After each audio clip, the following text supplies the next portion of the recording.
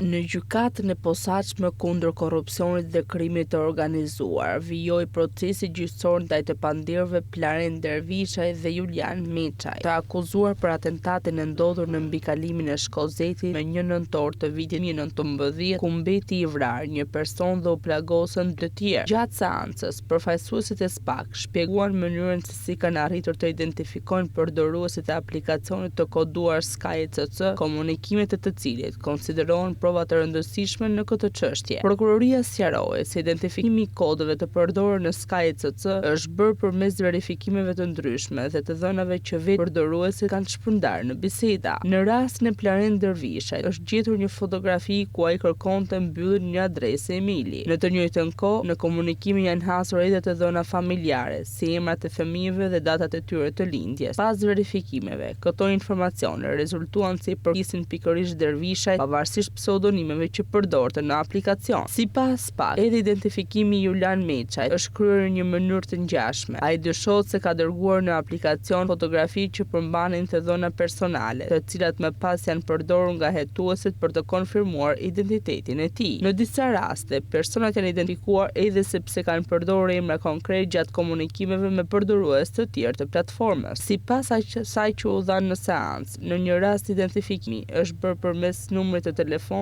të avokatit të Rediana Rajës. Në bisedë ishte dërguar një foto ku dukej numri i telefonit, ndërsa pas verifikimeve është gjetur edhe memoja e krijuar nga avokati shkaqoi në identifikimin e Ramazan Rajës. Për shkak të përmbajtjes së ndjeshme të komunikimeve të dhënave që konsiderohen sekret hetimor, seanca vijoi më pas me dyert të mbyllura. Atentati i 1 nëntorit 2019 në mbikalimin e Shkozetit la të vrarë Andi Malokun, ndërsa të plagosur mbeten ish prokurori Arjan Doja dhe Aleksandër Laho, e njohur ndryshe si Rumi, një emër i njohur i konvertërës në botën e krimit.